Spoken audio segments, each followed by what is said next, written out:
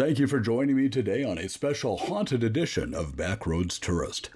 I'm Jeff, and it seems like most hauntings occur in places where tragedies have happened, like the scenes of accidents or locations connected to violence. If this is true, then the place we're visiting today should be one of the most haunted places in the world, Peshtigo, Wisconsin. I recently did a video on the Great Peshtigo Fire that took place on October 8th, 1871. That same night, the Great Chicago Fire took about 300 lives, while the Great Peshtigo Fire claimed between 1,200 and 2,500 victims.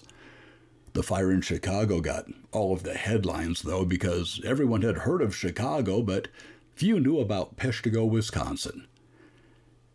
As the fire consumed the town, many residents fled to the safety of the Peshtigo River. But for many, that refuge turned deadly. Many people drowned, while others were lost to hypothermia. Some residents didn't make it to the river and burst into flames due to the 2,000-degree heat. Survivors reported tornadoes of fire and fire coming from the sky. But survivors reported other things as well, strange things that they couldn't explain. As the fire was rapidly approaching the town of Peshtigo, some residents reported seeing a strange object in the sky. Some called it a black balloon. Father Pernin, a local priest, wrote this account. Quote, "When the hurricane burst upon us, many, surprised and terrified, ran out to see what was the matter. A number of these persons asserted that they then witnessed a phenomenon which may be classed with the marvelous. They saw a large black object resembling a balloon, which object revolved in the air with great rapidity, advancing above the summits of the trees towards a house which it seemed to single out for destruction. Barely had it touched the latter when the balloon burst with a loud report like that of a bombshell, and at the same moment, rivulets of fire streamed out in all directions. With the rapidity of thought, the house thus chosen was enveloped in flames within and without, so that the persons inside had no time for escape." End quote. This begs the question, would residents who had just survived the deadliest fire in U.S. history feel the need to invent a story like this? Or did they actually see something? Is there a natural explanation? Was it a UFO? What do you think? The strange object in the sky wasn't the only paranormal thing seen that night. But before I tell you about the hauntings and the Peshtigo Fire Demon Boy, I'd like to ask you to give this video a like so that the bigwigs at YouTube will see fit to recommend it to others. And if you haven't subscribed to the channel yet, I'd appreciate it if you would at least consider it.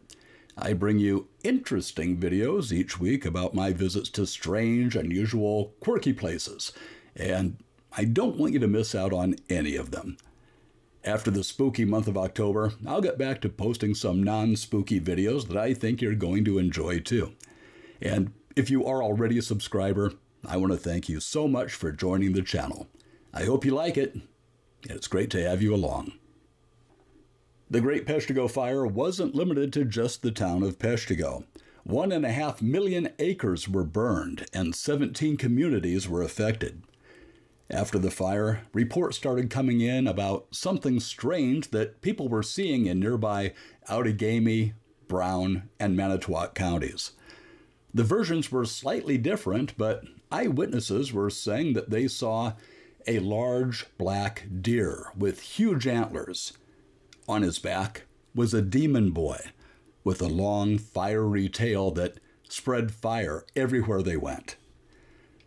Was this the imagination of devout religious people who were trying desperately to explain a cause of all the inferno they had just been through?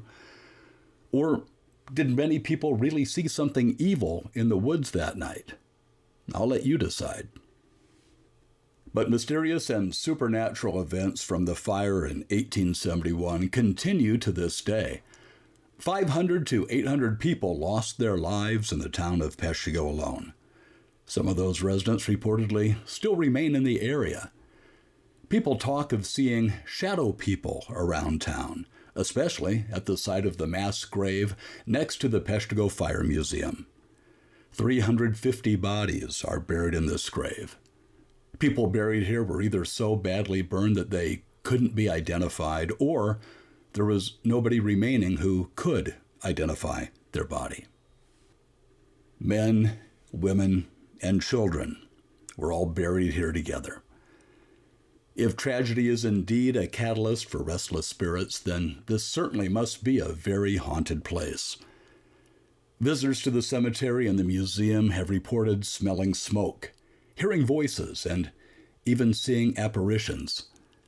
Some say the nearby Peshtigo River is haunted too, haunted by the spirits of those who entered the river that night looking for a salvation that led to their demise instead.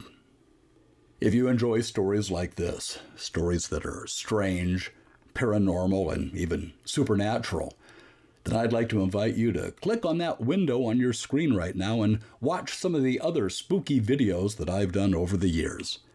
Thank you for watching. I'm Jeff, and I'll see you on the back roads.